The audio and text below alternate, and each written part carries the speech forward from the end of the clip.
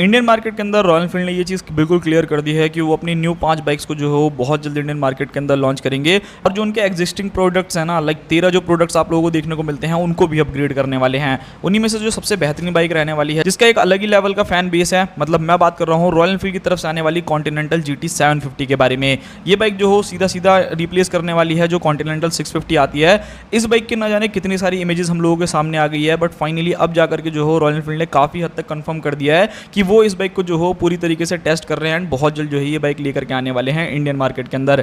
क्या क्या चीज़ें इस बाइक के अंदर मिलने वाली है, कैसे ये अलग रहने वाली है, उन सभी चीज़ों के बारे में बात करते हैं। सबसे पहली चीज़, अभी आप लोगों ने रिसेंटली बहुत सारी वीडियोस देखी होगी कि ये जो है GTR करके जो उनका कैफे रेसर वाला वर्जन है वो बेसिकली जो हो रेस एंड बाकी सारी चीज़ों में जो हो देखा गया है। सो भाई ये सारी की सारी चीज़ें हैं। बाकी रॉयल एनफील्ड जो हो अपनी अदर बाइक्स के ऊपर भी काम कर रहा है। हिमालयन 440 हो गई, क्रैम्प 450 हो गई, इन सारी बाइक्स को जो हो बहुत जल्द इंडियन मार्केट के अंदर लेकर के आने वाला है। इस बाइक की इंटरनेशनल मार्केट के अंदर भी फोटोज आ गई हैं। तो भाई एक तरीके से आप समझ सकते हो कि रॉयल एनफील्ड जिस मूड में है ना, कि जो ट्रैम की एंड होंडा एंड बाकी बाइक्स जो वहाँ पर आपको 750cc के आसपास में देखने को मिलती है, तो उनको भी कंपटीशन देने के लिए इंजन जो हो डेवलप किया जा रहा है। सबसे पहले लुक्स एंड डिज़ाइन देख लो। GT का लुक देखते ही भाई लोगों को जो हो उसके ऊपर दिल आ जाता है कि भाई कितनी सुंदर लुक है। यानी कि अगर आपको एक क्लासिक बाइक चाहिए तो डेफिनेटली ये बहुत ही ज़्यादा फेबुलस रहेगी। Round headlights, round meter, round indicator, मतलब सारी चीज़ें जो हो एकदम क्लासीनेस जो हो बरकरार की गई है। एंड इस बाइक के अंदर आपको इंजन जो हो वो टोटली एक तरीके से चेंज देखने को मिलने वाला है, जो एक मुझे काफ़ी ज़्यादा बेस्ट पार्ट लगा।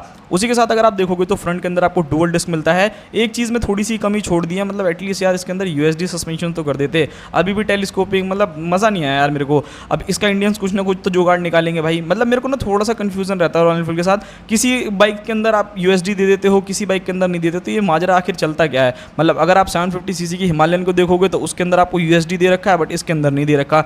आई डोंट नो वाई भाई, क्यों कर रही है कंपनी ऐसा, क्यों नहीं कर रही है, वो तो वही जाने, जब लॉन्च होगा तो हम लोगों को पता ही चल जाएगा। बट जो रियल इमेजेस हैं जो हमारे सामने हैं, एंड ये मत सोचना कि मैं इंटरनेशनल फोटोज दिखा रहा हूँ तो आप लोग इंडिया के अंदर टेस्टिंग होती हुई नहीं देखने को मिलेगी। इसकी इतनी सारी फोटोज वीडियोज है ना कि मैं आप लोगों को क्या ही बताऊँ। यहाँ पर अगर आप लोग देखोगे तो आपको मेजर चेंजेस भी बाइक के अंदर देखने को मिल रहे हैं। बेसिकली सबसे पहले यहाँ पर आपको TFT के अंदर जो हो चेंजेस मिलेगा। पहले जो आपको सेमी डिजिटल मीटर देखने को मिला करता था या फिर जो एनालॉग आप लोगों को आया करता था, उसको जो हो पूरी तरीके से अब रिप्लेस कर करके इसमें आप लोगों को TFT डिस्प्ले मिलने वाला है। काफ़ी हद तक चांसेस है, जैसा कि हिमालयन के अंदर आप लोगों को देखने को मिलता है या गरिल्ला के अंदर जैसा देखने को मिलता है, कुछ उसी टाइप का जो है यहाँ पर आपको TFT डिस्प्ले देखने को मिलने वाला है। सो ये एक चीज़ याद रखना, मतलब मेरे हिसाब से फीचर लोडेड रहेगा। लाइक इसके अंदर अगर मैं फीचर्स के बारे में बात करता हूँ, ऑल LED सेटअप आपको बाइक में मिल रहा है, traction control, TFT display, adjustable जो हो लिवर्स रहने वाले हैं, फ्यूल की इंडिकेशन आपको पता चल जाएगा, गूगल मैप्स पता चल जाएगा। एंड उसी के साथ साथ और भी बहुत सारे छोटे मोटे फीचर्स हैं, Bluetooth connectivity, turn by turn navigation, traction control, और क्या ही चाहिए भाई। मतलब सारी इन्फॉर्मेशन जो है ये प्रोवाइड करेगा। एज सच कोई कमी पेशी जो हो बिल्कुल भी नहीं रहेगी। वहीं अगर मैं बात करता हूँ इस बाइक के इंजन के बारे में कि यहाँ एक्चुअल में आपको क्या चीज़ें मिलेगी, सो देखो कहने के लिए भले ऐसा होगा कि हाँ भाई 650 से 750cc का इंजन कर दिया, बट ऐसा नहीं है। इसमें बहुत सारे चेंजेस आप लोगों को बाइक में मिलेंगे। एंड इस बार जो हो रॉयल एनफील्ड ने बहुत अच्छा काम किया है। मतलब जो लोग GT की क्या कहते हैं ब्रेकिंग से परेशान थे या बहुत सारी चीज़ें थी जो उस बाइक में दिक्कत आती थी, आई थिंक कि इस बाइक के अंदर जो हो काफ़ी चीज़ें रिजॉल्व कर दी जाएंगी। 750cc का पैरेलल ट्विन इंजन ही ये रहने वाला है। सिंगल सिलेंडर या 4 सिलेंडर ऐसा कुछ भी नहीं हो रहा, ये ट्विन सिलेंडर इंजन ही रहेगा, जो कि लगभग 50 से 55 bhp तक का पावर जो हो जनरेट करके देगा। मे बी शायद ये पावर और भी ज़्यादा हो सकती है एंड मे बी जो है ये कम भी हो सकती है। अभी एग्जैक्टली मैं इस चीज़ पे कह नहीं सकता, बिकॉज अभी जितनी भी हम लोगों के पास रूमर आए हैं, जो भी फोटोज आए हैं, उसके अंदर बाइक के अंदर इंजन तो यही लगा है। डुअल डिस्क भी आप लोगों को देखने को मिलेगा, सारी चीज़ें देखने को मिलेगी, बट हाँ एक्चुअल में जो हो नहीं पता बाइक का इंजन परफॉर्मेंस जो हो कैसा रहेगा।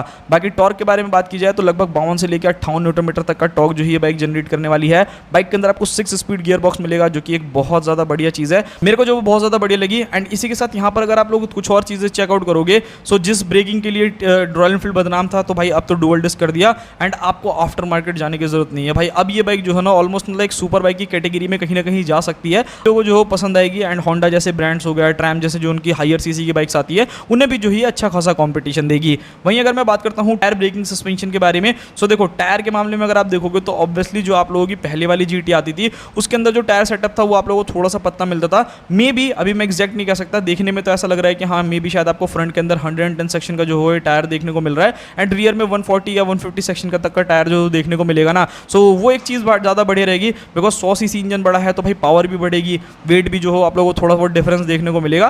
तो कहीं ना कहीं टायर का भी कैपेबिलिटी होना बहुत ज़्यादा ज़रूरी है ताकि वो इस इंजन के पावर को जो हो संभाल सके। सो ये एक चीज़ है। ब्रेकिंग के मामले में भाई मैं यहाँ कुछ नहीं कर सकता, ब्रेकिंग बहुत ज़्यादा सॉलिड रहने वाली है। लगभग 310 mm की में भी शायद आपको डुअल डिस्क देखने को मिले फ्रंट के अंदर एंड 270 या फिर 250-60 कुछ इसी के आसपास का जो डिस्क ब्रेक देखने को मिलेगा। तो वो एक चीज़ जो है यहाँ पर रहेगी मेरे हिसाब से ओके रिपोर्ट है, कोई दिक्कत नहीं है। यहाँ पर अगर आप सस्पेंशन देखोगे तो इससे मैं थोड़ा सा निराश हूँ। फ्रंट में टेलीस्कोपिक सस्पेंशन है एंड रियर में अगर आप जाओगे तो ट्विन शॉक एब्जॉर्बर्स देखने को मिलते हैं।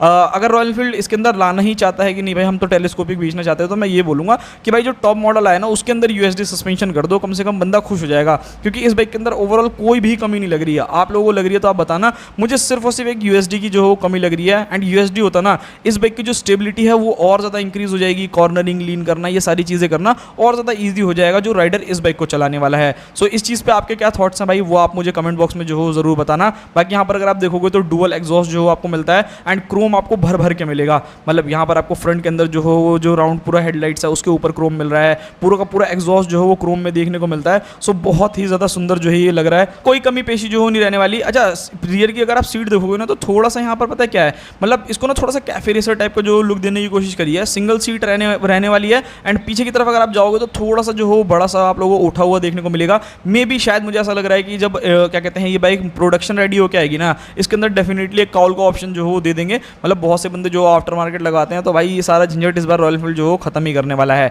बाकी अगर आप लोग यहाँ पर इमेजेस में चेकआउट करोगे बार एंड मिरर जो हो आप लोगों को बाइक के अंदर देखने को मिलने वाले हैं। सो ये एक मुझे काफ़ी ज़्यादा बढ़िया चीज़ लगी। एंड इंजन का अगर आप देखोगे ना तो देखो बहुत ज़्यादा चेंजेस नहीं है, बट हाँ यहाँ थोड़ा बहुत चेंज जो हो आपको मिलेगा। अलॉय व्हील्स की डिजाइनिंग में भी जो हो थोड़ा बहुत आप लोगों को चेंज देखने को मिलेगा। तो ये चीज़ें हैं।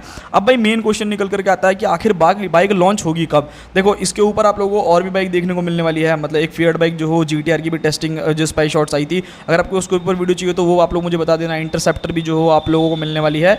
इस बाइक के अगर आप अभी वाले करंट मॉडल की प्राइसिंग देखोगे तो समथिंग अराउंड जो जिसका बिल्कुल बेस मॉडल है वो आप लोगों को 4,03,000 रुपये के आसपास में कॉस्ट करता है। सो भाई कम से कम मान करके चलना कि ये कम से कम बाइक आपको 4.5-5 लाख रुपए से तो कम नहीं मेरे हिसाब से कॉस्ट करनी चाहिए। बिकॉज 4.5 तो अभी वाले वेरिएंट्स भी जो हो पहुंच जाते हैं। लाइक अगर आप क्रोम की तरफ जाओगे तो वहाँ पर इतनी प्राइसिंग आपको देनी पड़ेगी। सो कहीं ना कहीं इस बाइक के अंदर जो हो आप लोगों को 5 लाख रुपए तक खर्च करने पड़ेंगे। एंड अभी भाई मेरे को जहाँ तक मालूम है जब GT 750 जब आ जाएगी तो भाई ऑब्वियसली जो GT 650 आती है जहाँ तक मुझे मालूम है तो भाई उसको भी डिसकंटिन्यू कर दिया जाएगा। सेम 100 सीसी वाली बड़ी बाइक तो रखेंगे नहीं, या फिर क्या पता रख भी सकते हैं, उसको ज़्यादा बेस मॉडल कर देंगे, इसको थोड़ा सा टॉप मॉडल कर देंगे। इंडिया के अंदर चल रहा है ना, लाइक जैसे ड्यूक के अंदर आप लोगों ने देखा होगा 349 सीसी वाला वेरिएंट जो है वो बेस मॉडल है एंड जो 399 सीसी वाला इंजन है ड्यूक आर वो आप लोगों का टॉप मॉडल है। तो ऐसा भी कर सकते हैं, बट देखते हैं भाई क्या होता है क्या नहीं होता। एंड वहीं अगर मैं बात करता हूँ लॉन्च डेट के बारे में तो भाई जहाँ तक इन्फॉर्मेशन निकल करके आ रही है ये बाइक 2027 में तो आ ही जाएगी, 100% आपको मिलेगी। एंड सिर्फ ये नहीं, हिमालयन भी जो हो आप लोगों को लॉन्च होती हुई देखने को मिलेगी। बिकॉज अब रॉयल एनफील्ड थोड़ा सा कंफ्यूज हो गया क्योंकि बहुत सारे ब्रांड जो अपनी नई बाइक ला रहे हैं। BMW ने रिसेंटली अपनी F450 GS को लॉन्च किया। सो भाई कब तक जो है अपनी बाइक की टेस्टिंग करते रहेंगे, लॉन्च तो करना ही है। सो डेफिनेटली जो है बाइक्स आपको बहुत जल्दी मिलेगी। ये था पूरा का पूरा डिटेल। आई होप सो आप लोगों को पूरी की पूरी डिटेल जो है मैंने समझा दी होगी। बाकी मिलते हैं किसी और नेक्स्ट वीडियो में। और कुछ डिटेल चाहिए किसी और बाइक के रिलेटेड आपको जानना है तो उसके लिए आप मुझे कमेंट कर सकते हो। मैं पूरी कोशिश करूंगा कि मैं आप लोगों के लिए वीडियोस बना दूं।